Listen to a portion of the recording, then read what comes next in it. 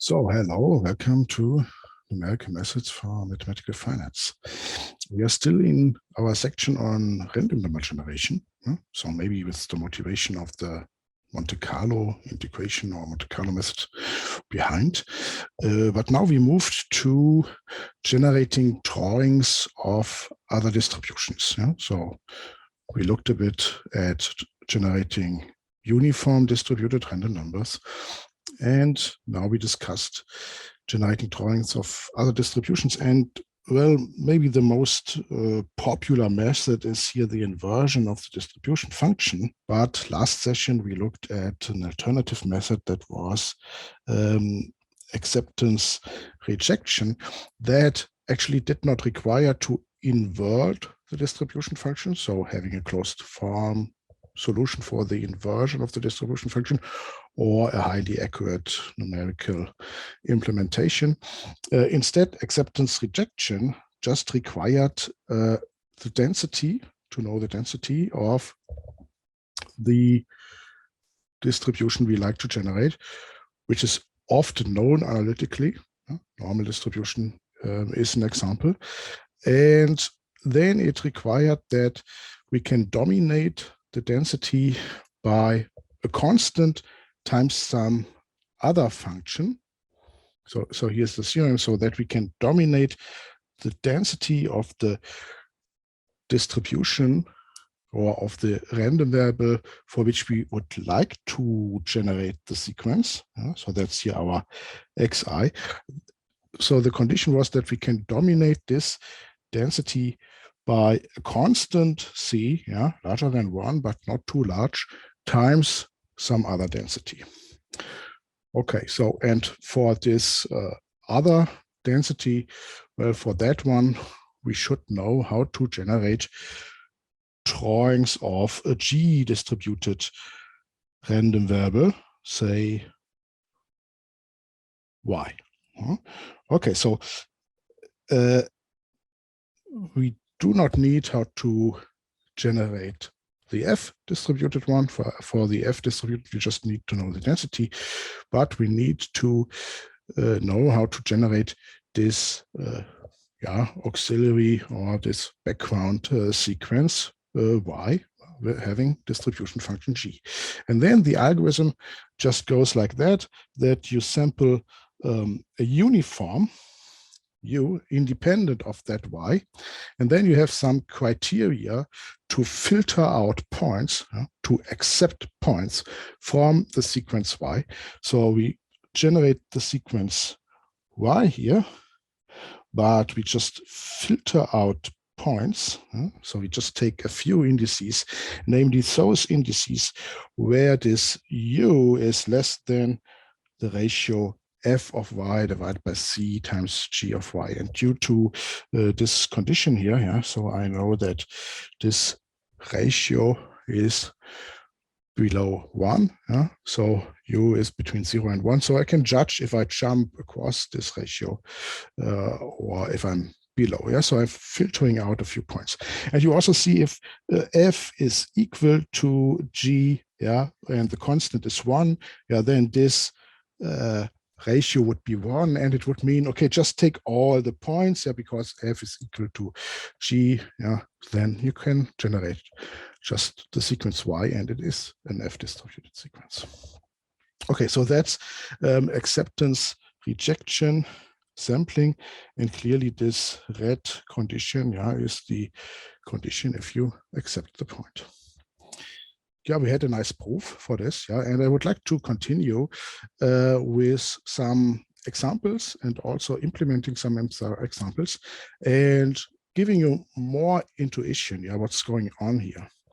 And maybe then in the next session, when we start looking at weighted Monte Carlo and then on variance reduction techniques, then this intuition is very helpful, because you can nicely motivate the weighted Monte Carlo method from the acceptance-rejection sampling. So also acceptance rejection is maybe not so much used in practical applications. It is very nice to study it a bit because it motivates some other very important techniques. Okay, so that was our small proof, where we ended up last time. And a small comment. A disadvantage of this method is that if you have a parameter inside your density function f, so if the density function f depends here, for example, on some parameter theta, then you should be very careful, because now if you change the parameter, say here, if you make a small shift to it, then this can suddenly change here the acceptance criteria. So while for theta on the one side, you accept the point, you will suddenly reject the point. And when you then have such a sequence and you take a point out, and the sequence is, for example, used to generate also a vector, it can scramble your whole result. So you have to be a little bit careful if you have model parameters inside the F. So it's always better to have the model parameters not inside the generator of the random number sequence. So the random number sequence is stable. For example, what you could do is you always generate a standard normal. And then if your normal distribution should have a different mean or a different volatility, then you do this transformation by then rescaling the standard normal to a shifted, scaled version. So not to have parameters here inside the F. Yeah, that's a small tip. Yeah, so you should, or hint, that you should avoid this, because if you like to formulate it that way, the method is discontinuous in parameters in the density, because a small change in the parameter can lead to a large change in the sequence. It doesn't change the values, it changes the appearance of the values. So a nice step is to combine the acceptance-rejection sampling with the inverse distribution function. So let me go back to our theorem. So we are required to generate a sequence Y that has distribution function G. And well, a nice special case is that we can generate this sequence Y by inversion of the distribution function. So if I have the additional property that we know G inverse, then I can do a slight reformulation here of this theorem, because then I do not need to generate a tuple UY, uniform, Y G distributed. Then I can generate a tuple UV, both independent uniform, and generate the Y from G inverse of V. Okay, so that's just a very trivial extension. I replace this one by a G inverse of some V. Okay, so assume that we know in addition G inverse in closed form, or we have a sufficiently accurate approximation. Then we can replace here our sequence Yj by taking Yj is G inverse of Vj, and Vj is now a uniform. So Vj is now a uniform random variable. So the tuple, my tuple, U, which is used for the acceptance-rejection judgment, and V is a bivariate uniform on 0, 1 squared. Okay, and in that case, you just filter. So my sequence Xi is now the G inverse of the VKI. You just filter by this criteria where I just replace the Yj with the G inverse of Vj. Okay, that's a trivial extension of the method. Okay, and we have an additional requirement. Yeah, so we need to know the inverse of the distribution function g. Yeah? So what do we need to know? For f, we only need to know the density, and for g, we need to know the density and the inverse of the distribution function. Then with such filtering, this xj is f distributed. So f being the distribution function, little f being the density. And let me give you a few examples. First example is the inhomogeneous exponential distribution.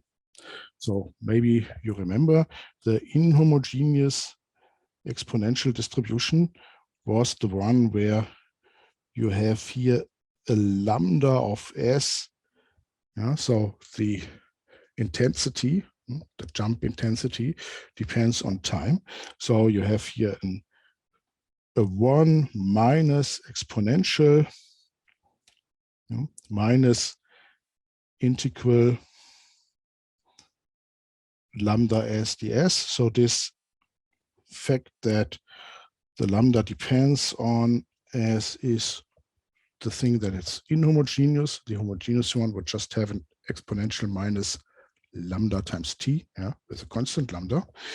And I have an exponential decay, yeah, in this, say, transformed time. Yeah, to some extent, you can view this integral from 0 to t lambda of s ds as a time transformation, yeah, where lambda a little bit describes you the speed, yeah, by which you transform the time. We already discussed how to generate now a random time tau. Yeah, so I would like to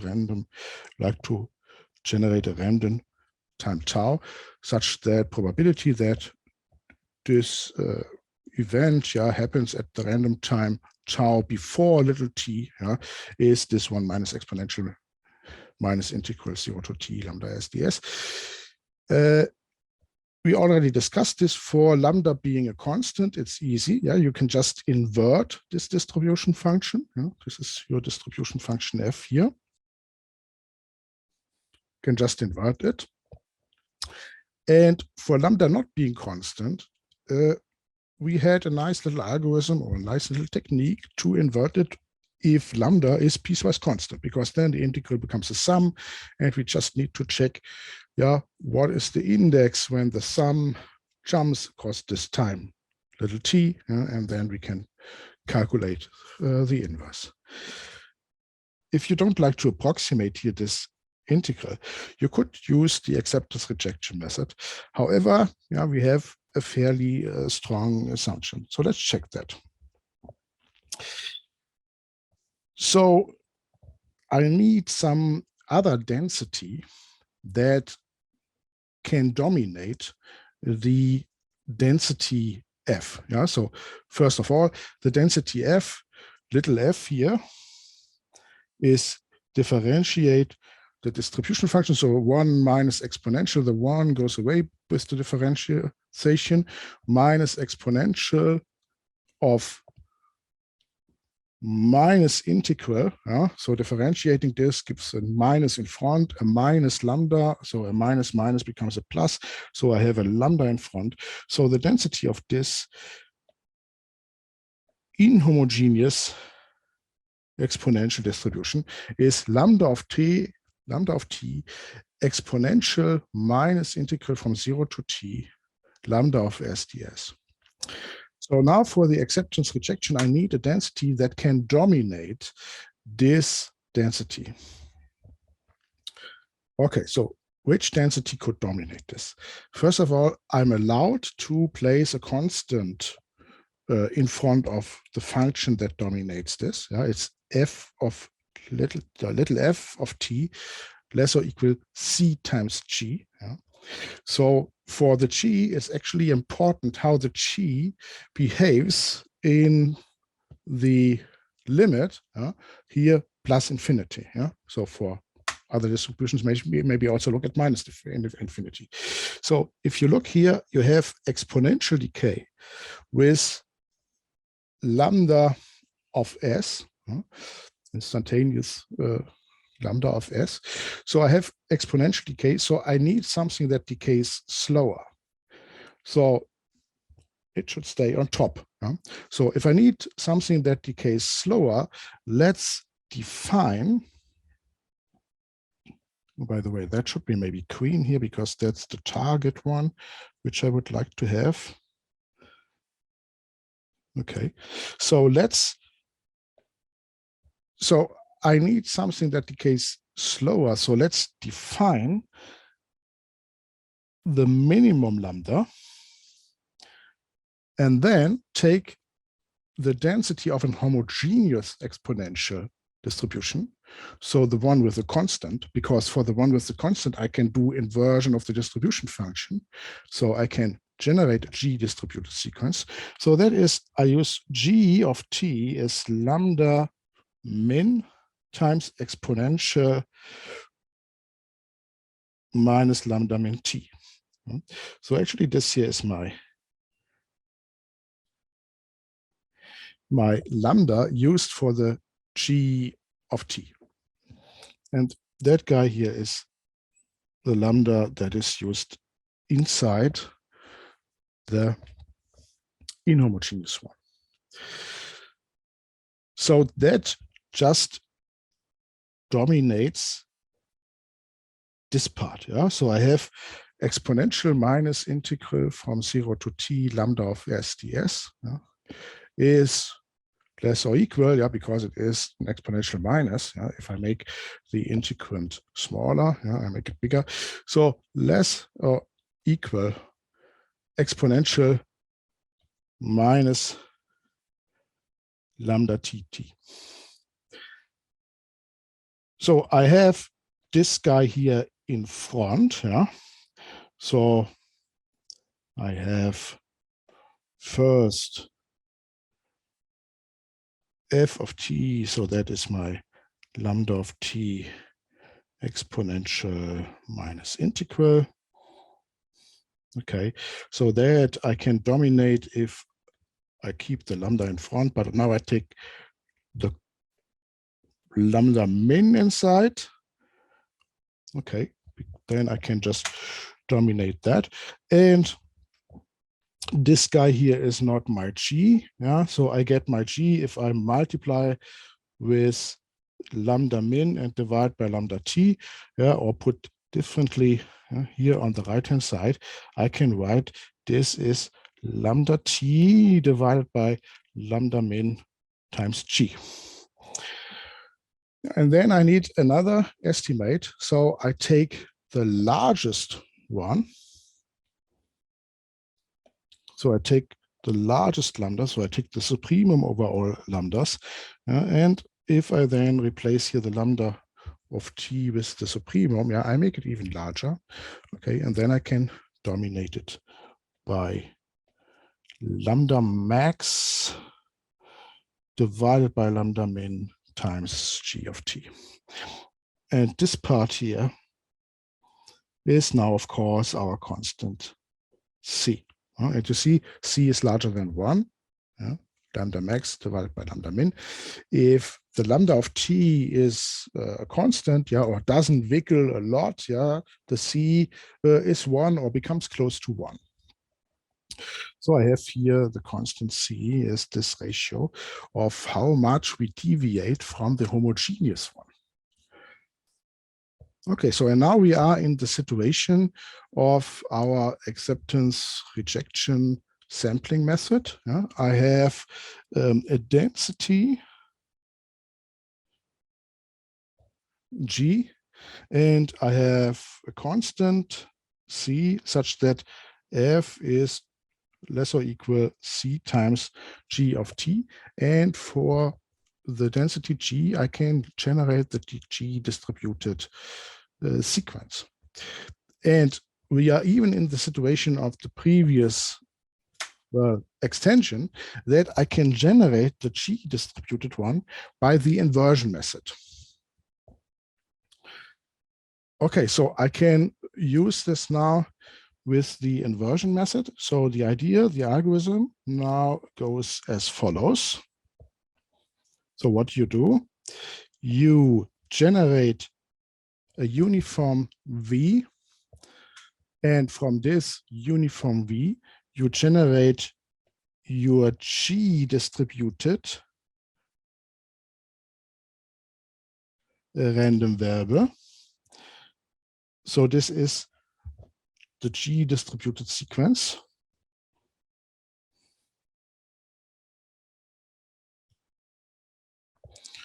It is homogeneous, exponential distributed.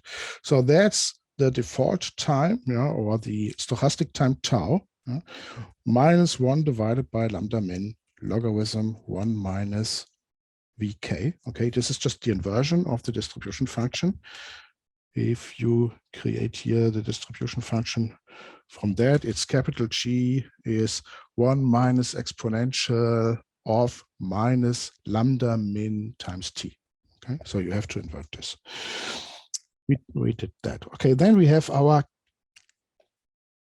stochastic time tau, and that's just a potential time, a candidate. Yeah, so that's just a candidate, because now we will filter out if we take it or not. We will do acceptance rejection by sampling a second uniform independent. So we are always sampling tuples, UK, VK. And we check if UK is less or equal F, the density of the inhomogeneous one, divided by C times G, the density of the homogeneous one, both evaluated at this potential default time tau k star. And if that is accepted, so if this is fulfilled, then I take here my tk star and I define it as being an element of my sequence. Well, in the theorem it was xi, so now tau I, and you continue and you increase then here the counter for your generated times, the one that you have accepted. And of course, independently, if you accept or not, you then move to the next element of the sequence yk. So very simple algorithm. There is a disadvantage. You see that you have to evaluate the G here at this tau. Okay, so if you have to evaluate the G, okay, so here you see there's the G of tau. If you have to evaluate the G, so you need here to calculate this integral.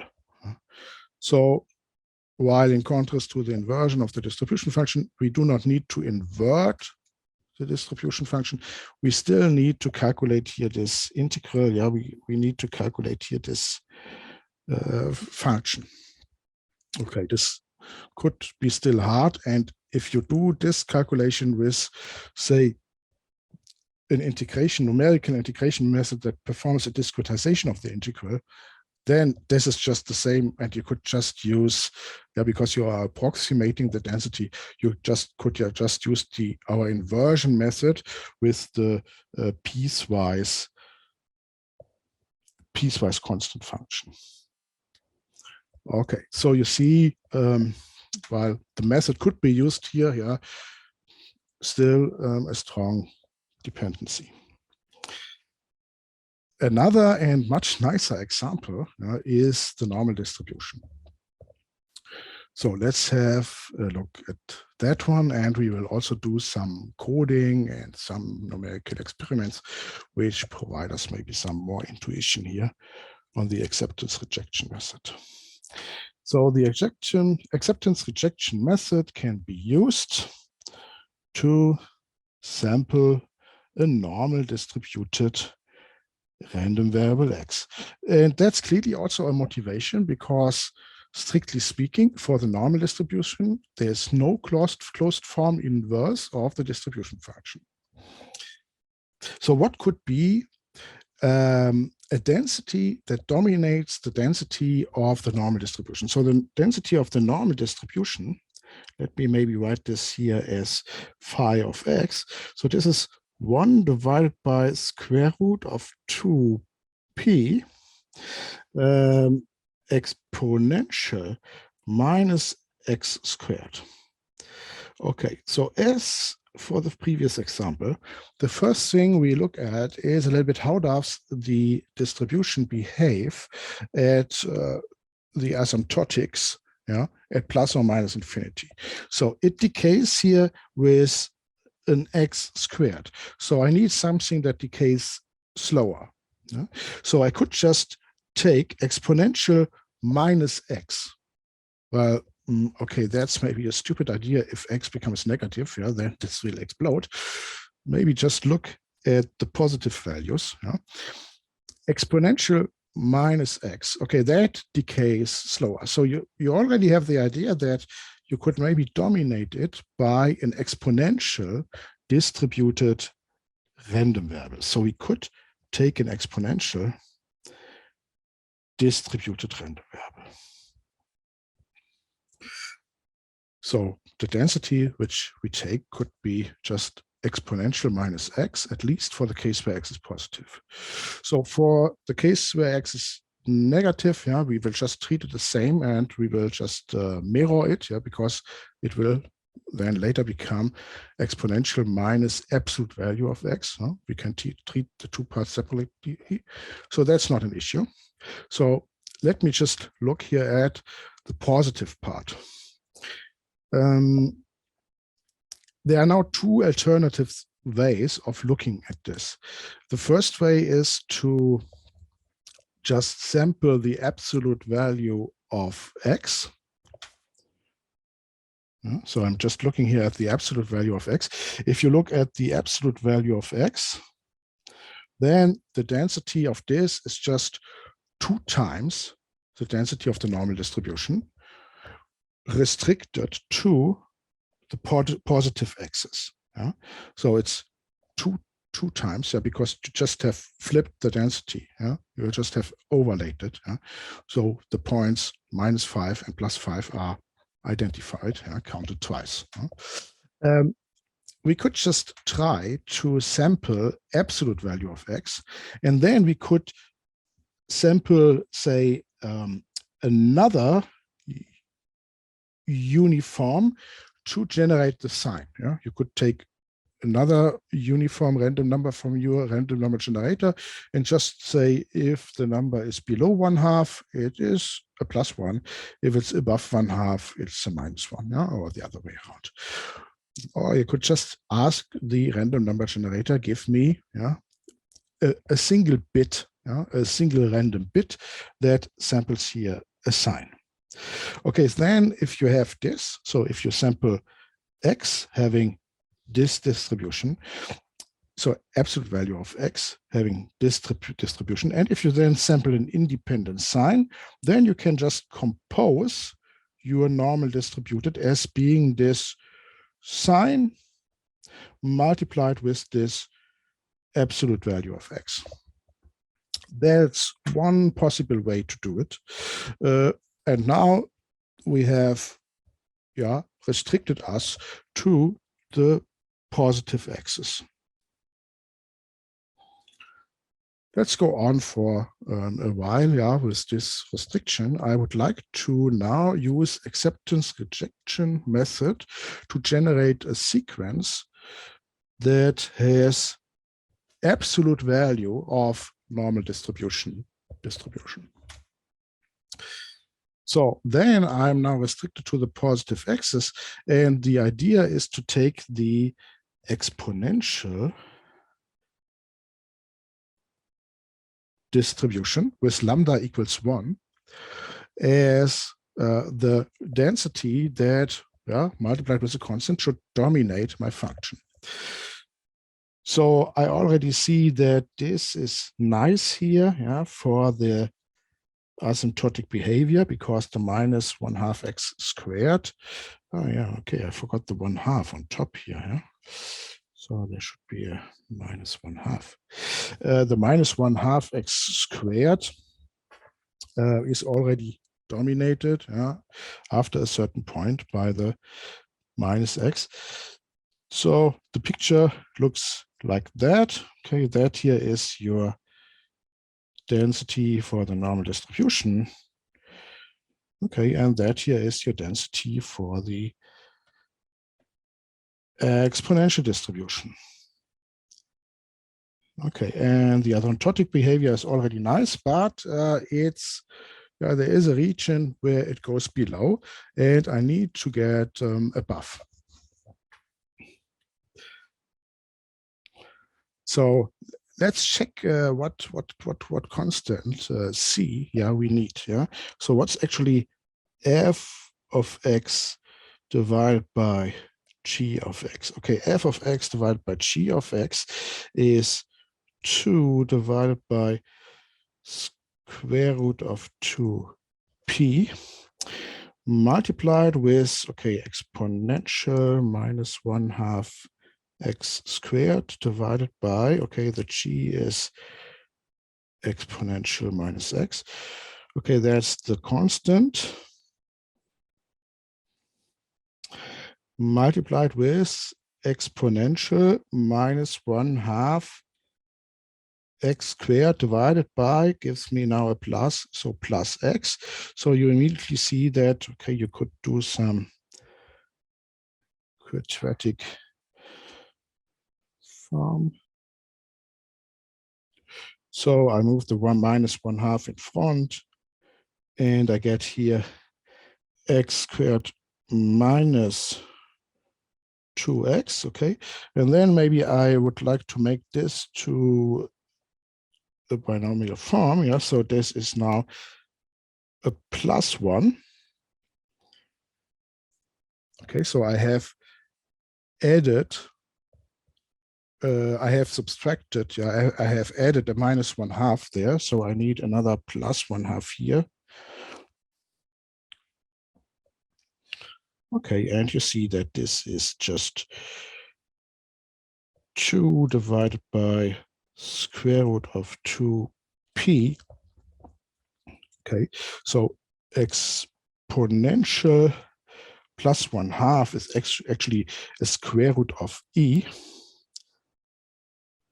So I get here another square root of e, e to the power of 1/2.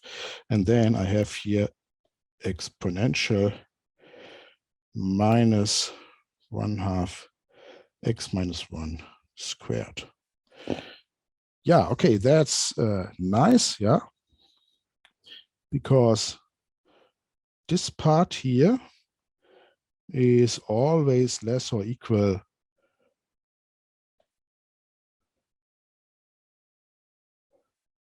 less or equal 1. So I just need to choose my constant c, by which I divide here, as, okay, 2 divided by square root of 2 is square root of 2. So my constant c is just here, this guy, square root of 2 times square root of e divided by square root of p. A funny constant. So if I choose that constant, then I have that f divided by c times g is just this part here, exponential minus 1/2 x minus 1 squared, because it is squared is always positive. So the guy in the exponential is always negative. So actually this stuff is less or equal 1. So the conditions of my theorem is fulfilled, and I get here the blue curve, the c times g of x, and what you see here below is actually a real plot of the functions. So you see it touches the green line at a certain point, okay, but it is never below. So now I can do acceptance rejection. So what we do is we take a uniform v, we take the inverse of the distribution function of the exponential, the capital G, applied to the v, to generate the y. And then we will check our criteria. So plugging in this y here, our criteria with another uniform u. And then we have an f distributed one. That f distributed one is, of course, just a positive number, because I have used here exponential. It's just a positive number. It is a number that is absolute value of normal distribution. So I need to sample a sign to check which of the two absolute value normal distribution, which of the two normal distributed numbers that have the same absolute value I take. So we take a third uniform to sample here the S. That's now an algorithm that you would use 3 uniforms. The first uniform to generate the Y, the second uniform to check if we accept the Y, the third uniform to sample the sign. You can also do it with just 2 uniforms by not flipping the normal distribution to the positive side, but flipping the exponential distribution to the negative side, okay, making it symmetric. So that's an alternative. So an alternative is to consider, and maybe it's a bit nicer, but I wanted to show you both parts, to consider x here being normal distributed. So you really have here the density of the normal distribution, your f, on here the whole axis. And then you generate this exponential distribution that is symmetric for the whole axis. So x is now allowed from minus infinity to plus infinity. So now my g is 1/2 for the left side, 1/2 for the right side, 1/2 exponential minus absolute value of x. Okay, so now my acceptance criteria is the same. So now if you plug in here and check the ratio f divided by c times g, it's just the same because there was a 2 before here, and there was a 1 here. So now it is a 1 here and a 1/2 here. So for the ratio, it doesn't matter. And the argument of x is just the same as if we are on the positive side. So we just get here an absolute value of x in the criteria. So we get exactly the same calculation. And of course, we then also get exactly the same constant. So it's no change to the previous calculation. But from an algorithm, it's maybe much nicer because the complication with where do you get the sign from now disappears. Well, if you then look at the implementation, what's actually happening is the following. We have to generate this exponential here now from a single uniform. So our uniform V will go from 0 mapping to minus infinity, over to 1/2 mapping to 0, over to 1. That means actually we sample the sign exactly in the same way before. We sample a uniform between 0 and 1 and check, are we below 1/2 or above 1/2, which then gives me the sign. So this is here the case where s is equal to -1. And this is the case where s is equal to 1. And then it means that I just take half the interval. So I just take the numbers from 1/2 to 1 to sample the y. Okay. Or I take from 0 to 1/2. So actually, the two ideas are very similar. It's just that you combine a little bit how you generate the y and the s, the sign. We will see this in the computer code very nicely. Yeah, so I have to use here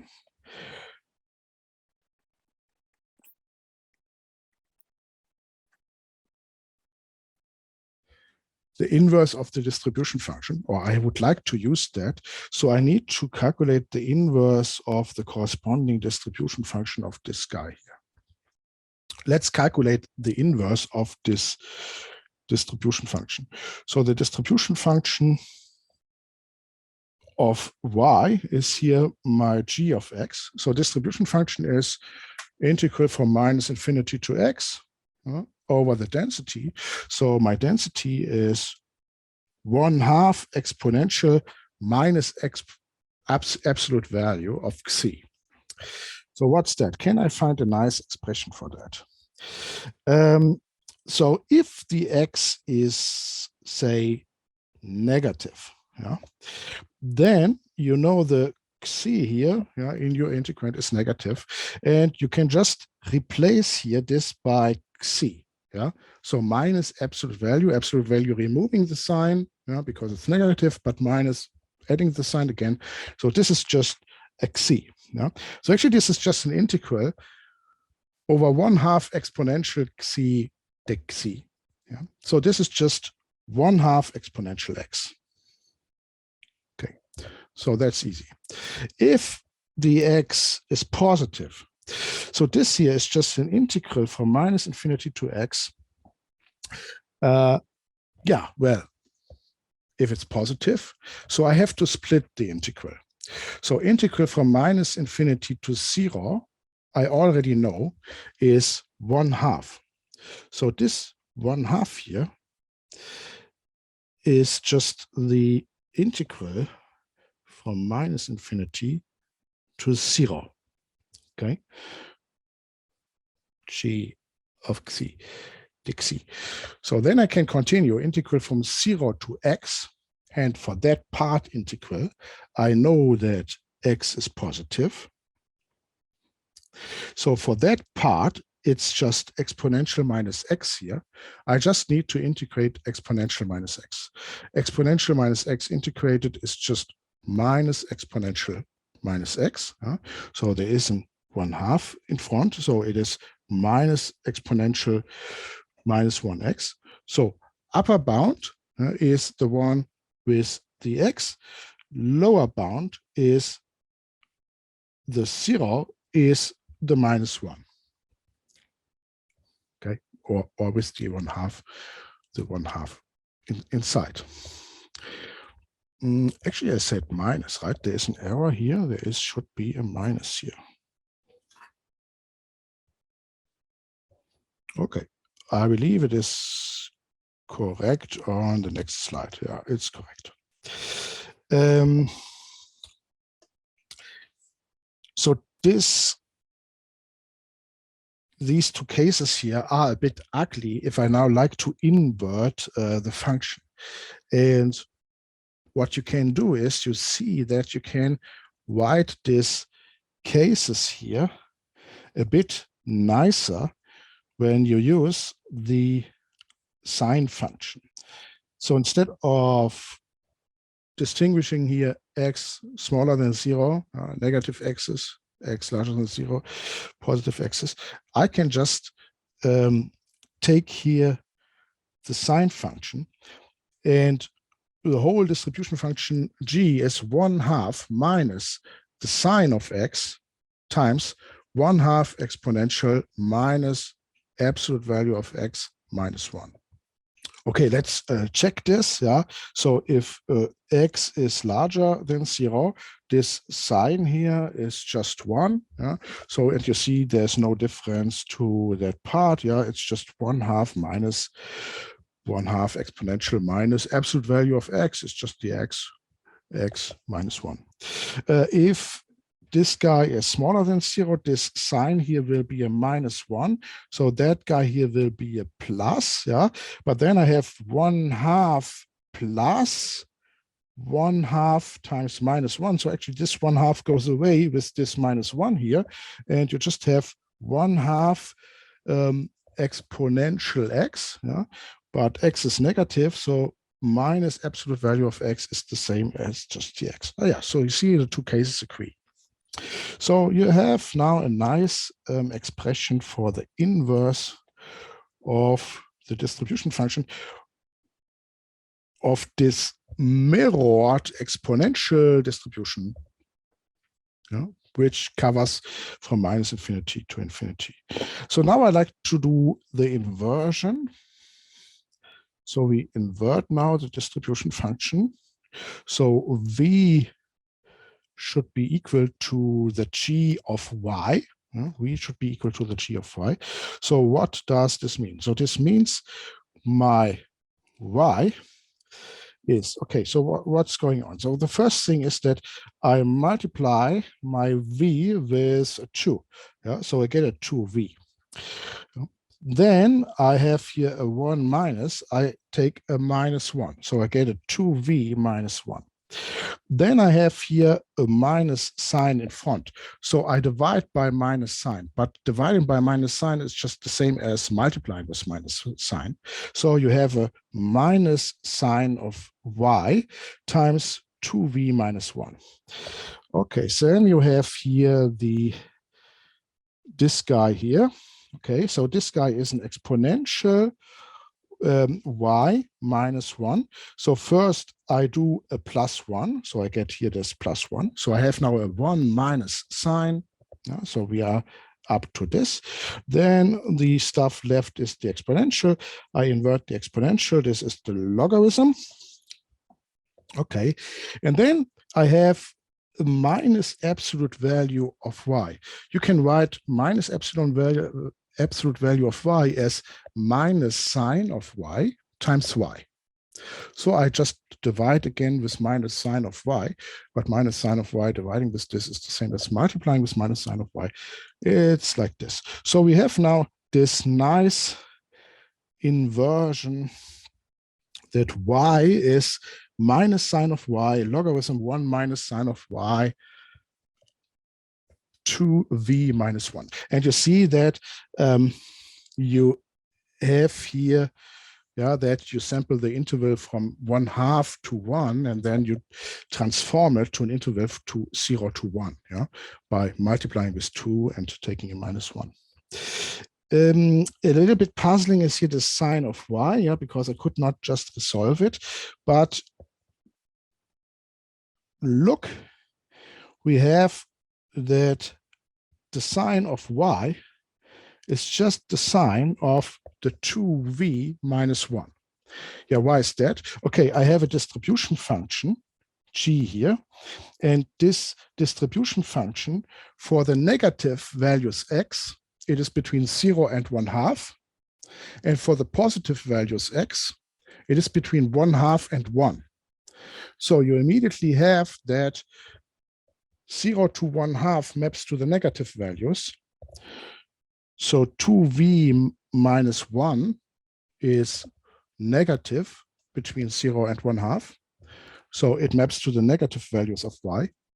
And 1/2 to 1, there 2v minus 1 is between 0 and 1, maps to the positive values. So you see that's exactly like it is here, yeah? 0 to 1/2 maps to the negative values, 1/2 to 1 maps to the positive values for the v. So you can actually just replace here this sign of y by the sign of the 2v minus 1, which will make this guy here becoming an absolute value. The sign times the value, yeah, will get me an absolute value here inside. And here in front, I just have the sign. Wow, that's now our inversion of the distribution function. So that's how we generate the y between minus infinity and plus infinity from the v. And now take the second uniform u and check if you accept the point or reject the point, yeah, that point. And the claim is this is a normal distribution. So take your other uniform and take this condition here, yeah, which is actually just this function here, where this x here is replaced by the y. Yeah. So check if this function exponential 1 minus 1/2 absolute value of the y you have generated minus 1 squared is less or equal 1. And if that is the case, accept the point, and the claim is that this should be a normal distribution. Yeah, we have a little bit time left. Let's do this coding session and try if this algorithm works. So sample a sequence having normal distribution. Yeah. Maybe use different random number generators, for example, a Mersenne twister or a Horton sequence. And we could also use two different versions. We could use the two-dimensional version where you just sample two uniforms, U and V, so the thing which we did last, or the three-dimensional version where you separately sample the sign. Let's try that. Okay, if you would like to try it out later, you find it in our repository. So let's create this experiment here. Yeah, so we have here random numbers experiment. Let's create here a new Java class and call it normal distribution with acceptance-rejection experiment. I like to have a main method to do some stuff. Well, let's try different values of sample points. So number of sample points, well, maybe 10 million, 1, 2, 3, 1, 2, 3 is a high number. So this is a 10 to the power of 7. That's the number of sample points. And let's start the first test. So test acceptance rejection with, say, a Mersenne twister, and let's take the last version we did, the 2D version, where I just generate two uniforms and do the inversion method, which was a bit harder to calculate on the script, but which is maybe a bit nicer. So we need a random number sequence from which we can generate the uniforms. So I take a Mersenne twister generator. So let's create a new Mersenne twister generator here with some seed. So let's have some seed here. Okay, and then try to sample the points. So that is for an integer running from 0 to, say, number of sample points. I need to generate points and then check if I take it. Yeah? So there will be some condition. Yeah? So we will generate points while the point is rejected. Yeah? So we'll regenerate point while the point is rejected. So we will generate points again and again as long as they are rejected. So let's have a Boolean that is called is rejected. So set this Boolean to true. And now generate points as long as our condition of being accepted is not fulfilled. Yeah? So is rejected is not accepted. So I have this while loop that will continue to generate the points. In each such iteration, I'm now generating the tuple UV. Yeah, so let's generate the tuple UV. So I have a Mersenne twister, so I can generate a two-dimensional vector from a one-dimensional sequence by drawing the two successive points. Actually, that would be a nice application of our random vector generator, of our random number generator that can immediately generate a two-dimensional vector. Yeah? That would be a nice application, but I'm not doing it here. I'm a bit maybe lazy, yeah? And I'm doing it the direct way. I'm generating a U and V. So now I have generated U and V. So now calculate from the V, the Y. You see that you actually can decompose this here in two parts. So there are two parts. The first part is here the minus logarithm of 1 minus 2v minus 1/2. Yeah. So that guy is the positive normal distributed random number. And then the second part is here, this part, which is the sign. Later, when I have to check the acceptance criteria, I just need here this positive guy.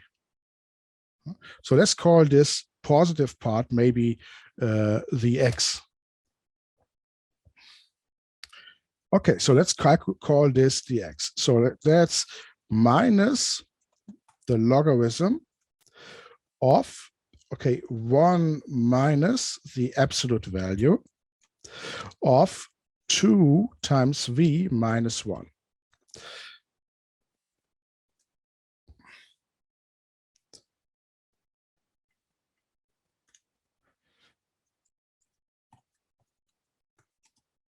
So that's the sample of the absolute value of x. Yeah, so the random variable, x being normal, taking the absolute value from that. So now I can calculate if I'm rejecting. Yeah, so my is rejected is now, okay, is u, it's rejected, so it's accepted if it's less or equal.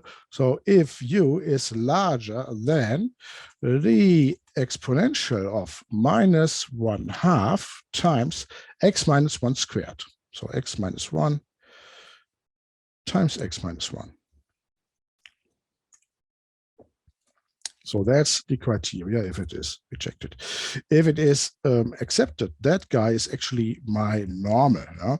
So now I can say my normal would be the x, well, multiplied with the sign. Okay, the sign function here is called signorm, the sign of the 2v minus 1. Okay, that's the guy that I generate. Okay, so that guy is then here my normal. So that is here on top my normal. So if I exit now this loop, I have accepted the point, and normal is the corresponding normal. So maybe let's just plot these guys. So I would like to have some list here. So this is a list of double values. Yeah, so let's call these maybe values normal. Yeah, so to some list, and I put all the numbers I've generated in this list.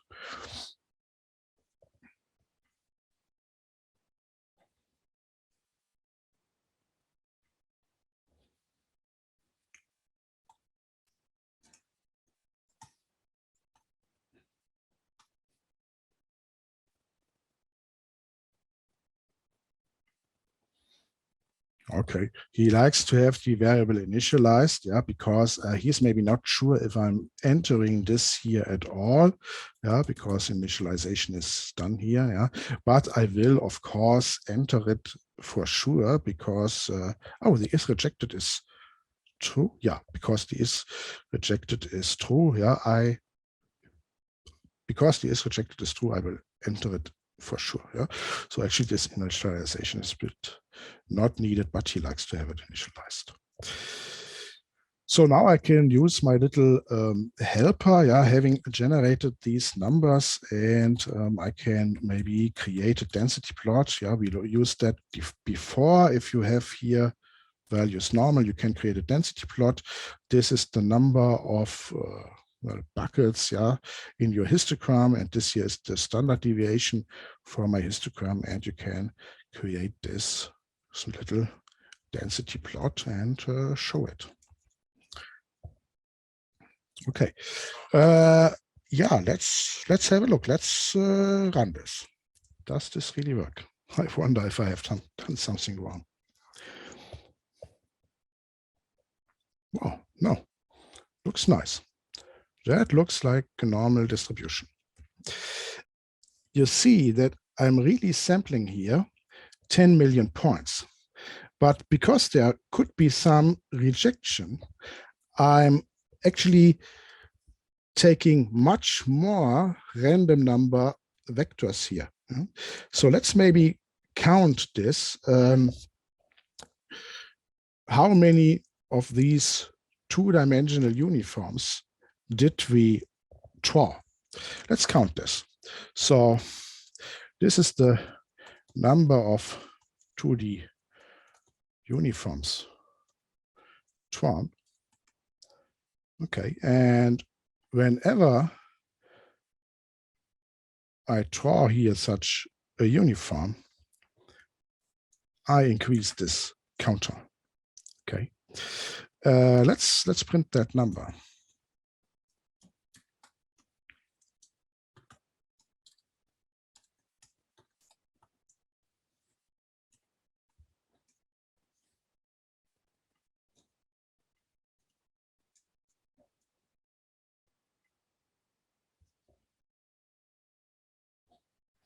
Okay, and you see that this number here is 1, 2, 3, 1, 2, 3. It's larger than 10 million. Yeah, it's 13.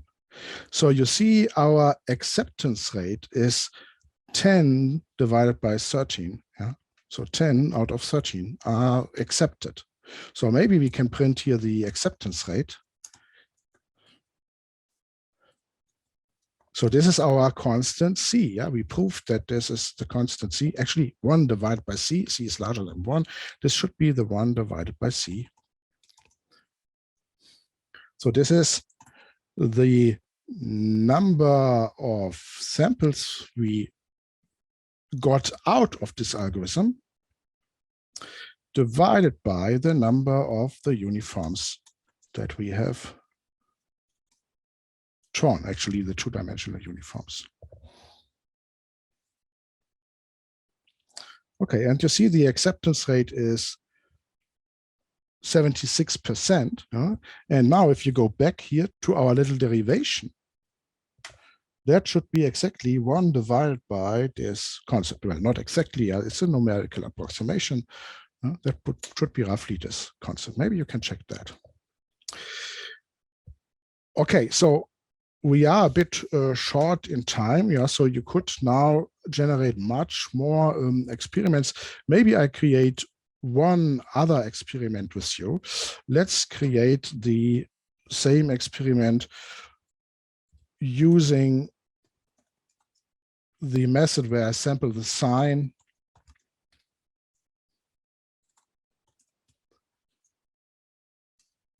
and the uniform separately. Yeah.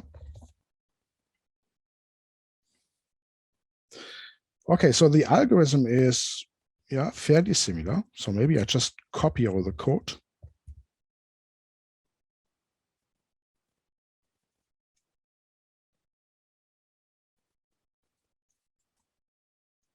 Okay, usually you should not do so much code duplication.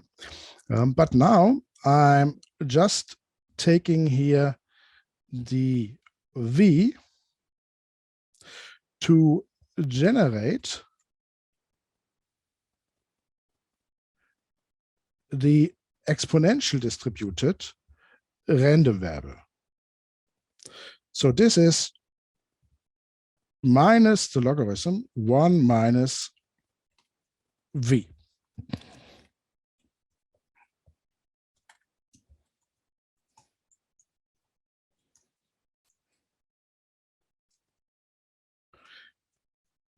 Okay, so the criteria to accept or reject the point was the same. We saw that the criteria was the same. So that stays. But now to generate the normal, I would like to draw the sign in addition. So let's take another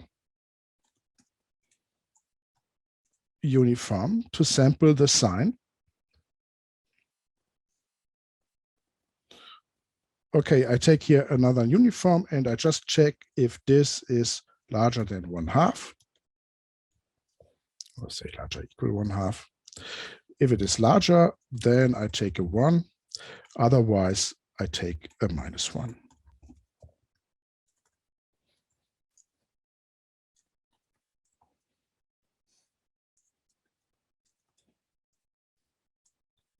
Okay, and your normal is now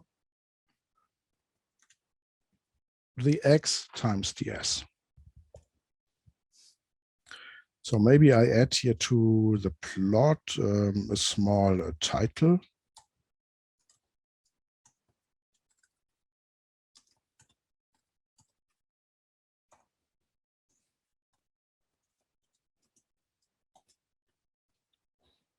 Okay, that is the MSN with the 3D uniform, and that here is the MSN with the 2D uniform.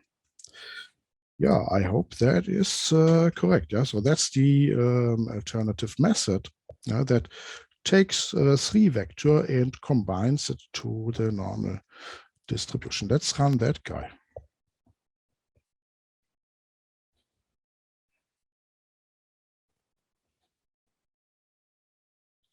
Okay, so we get, yeah, a very similar, almost the same picture. Yeah, you see, it looks a little bit different here on top.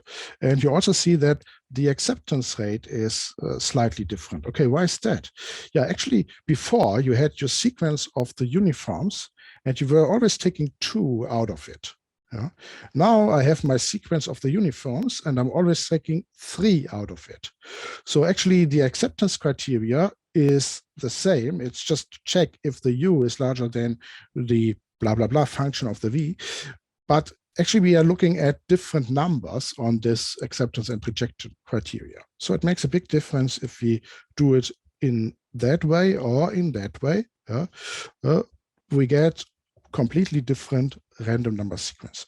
And also, you can improve here a little bit the efficiency, because we do not need to generate the sign if we reject the point. Yeah. So actually, I can move that out. Yeah. So I can move that out.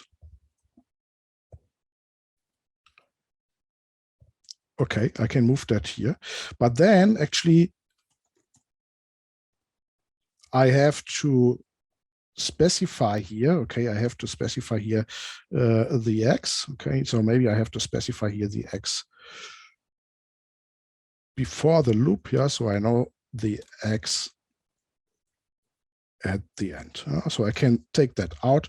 So if you reject the point, yeah, so you do not generate the sign. Yeah, so I'm just generating the sign for those points that I have accepted. So you do acceptance rejection for the absolute value of x method, then you have sampled that sequence, and then you add separately the signs. Okay, that's a little bit more efficient. Yeah, so you generate less guys here, and it works too. Okay, you can also do that now with a Horton sequence and with different guys. So to save it a bit time, I have prepared that. So it's checked in.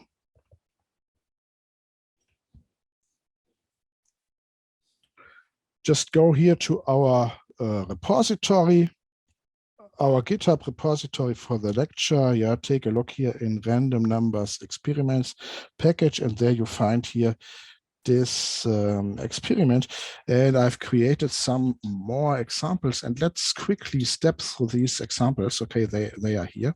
Yeah, so I have Mersenne twister in 3 dimensions, in 2 dimensions, the 2 that we did. I also have Horton sequence in 3 dimensions and 2 dimensions. So let's have a look at these guys. So Horton sequence in 3 dimension, you see quasi-random number generators, they do not have the feature that I can take out elements to populate a vector. Yeah? So because actually the sequence is not this, that there's a serial independence. So I have to explicitly generate a 3-dimensional sequence. So I use a Horton sequence with base, co-primes 2, 3, 5. And in each iteration, so while being rejected, I draw this 3-dimensional vector. So then I have the sign, which is looking here on the 3rd element. here called W, and I calculate now my X, and I check if I'm rejected or not, and otherwise the normal is the sine times the X. So just the same algorithm. A bit nicer is the Halton sequence in 2 dimension.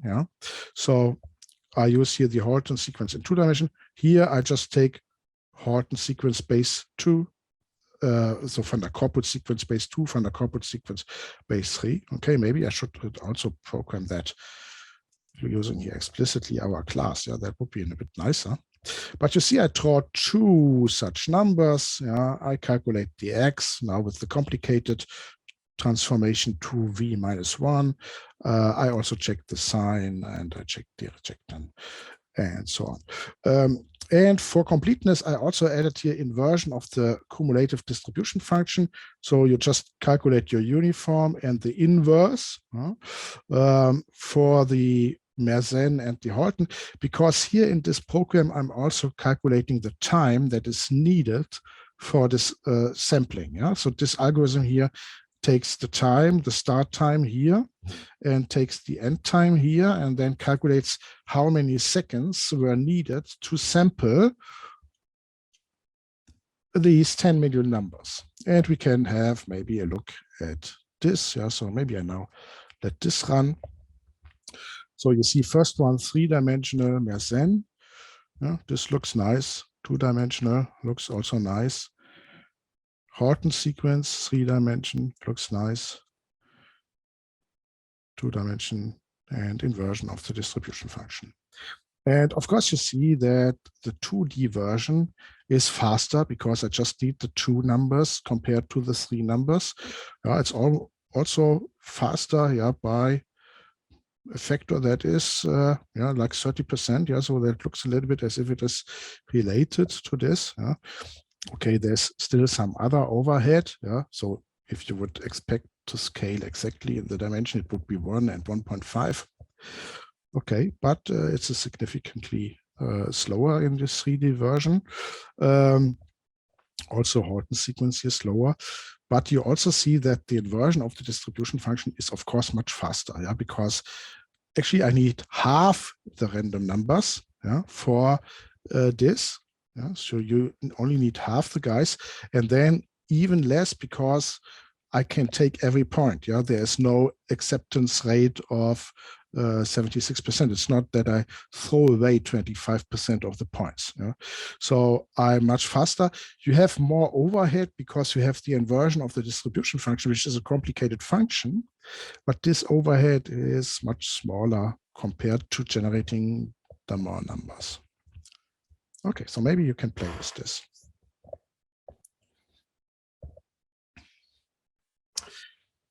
Let's conclude by reviewing, recapitulating what we actually did. So here is again the algorithm. Your normal distributed random number X, or your normal distributed random variable X, is given by the random variable Y conditional to the acceptance criteria. The random variable Y is the exponential distributed Z multiplied with the sign. Okay, so if you look here to the right-hand side, then what you have here is 1/2, and here you have 1. Then this here, well, flipped to the side, is the distribution function. Is the distribution function of an exponential distributed random variable. Well, here I have slope 1/2 because I have scaled my uniforms from 0.5 to 1. So actually this is here just looking at the guys that generate a positive sign. So the guys that generate a positive sign are the points V. So this here is the axis V. Are the points V that are between 0.5 and 1. So then this here is the distribution function of an exponential distribution. And the other guy is just the one flipped to the negative axis. So this here is the positive axis, this here is the negative axis. So you generated this symmetric exponential distribution, and this here is its distribution function. So this here maps the v to the y. Let's have a look. You can check this here. This is a small GeoGebra experiment. This is your distribution function, the one of this symmetric exponential guy, and you generate now a v here, and this v will give you the y. That's the first part of the algorithm. Then the second part of the algorithm is to generate a second uniform. So I will generate a second uniform. So this uniform here goes from 0 here to 1 here. Yeah. So mapping to minus infinity and plus infinity. So now I generate a second uniform. So actually I'm drawing uniforms from this little cube here. So I have the uniform v and I have the uniform u. And the uniform u now decides whether I accept the point or I reject the point. So the acceptance-rejection criteria is if this u is less or equal f of y divided by c times g of y. But y is a function of v. So I can replace this by a criteria that depends on v.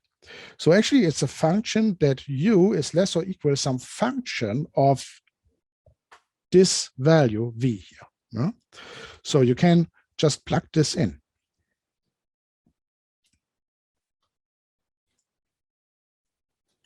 Yeah, so if you go back, this here is your criteria. U is less or equal this exponential.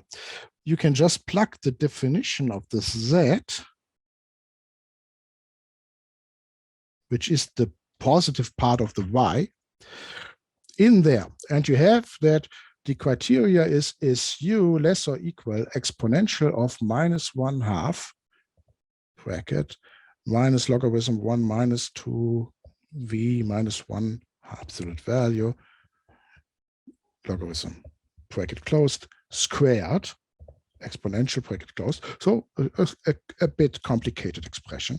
So you can just check this, and then you have is u smaller than a complicated function of v. And actually this complicated function of v is here this function. Yeah? And here this kink is because you have the absolute value. So this guy here is the function u is equal to exponential, yeah? And then you plug in the v here inside. Yeah? So what you get if you go from here to there. Yeah? And you just check if now the u, so this guy here is your u,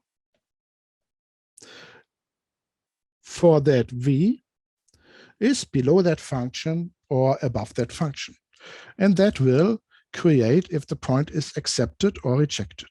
So you see suddenly here the point vanishes. It's rejected or accepted. And we saw that we have a rejection rate of 25%, or actually it was 24%, an acceptance rate of 76%. So the 76% is the green area. And you accept or reject the point. So you see this here is my function. Yeah, here it's called w. This here is the function below which I accept the point. Yeah, e to the minus 1/2, and then this squared here minus logarithm. Yeah, this is exactly the function. So you see that's the acceptance rejection sampling. You sample here the two-dimensional uniforms, yeah, and you sometimes get out the y. Yeah, maybe you can play with that guy. You have the URL here in the script.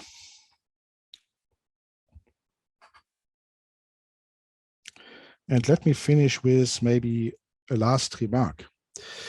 So if you sample the point V here, that point will give you via the distribution function, okay, there's here the distribution function, the y. And now if we accept the y, or if we reject the y, just depends on where the u is on that line here. If we are in this region, we will accept the point. Or if we are in this region, we will reject the point. And now think of our application of the Monte Carlo integration. So our Monte Carlo integration is that we calculate here an expectation, we approximate an expectation, say with some function h of the sequence xi, right? And sometimes we accept the point, sometimes we reject the point. But from this here, we exactly know the probability with which we accept or reject the point. So maybe it's much more efficient to already use this information and try to multiply here with the probability of accepting this point.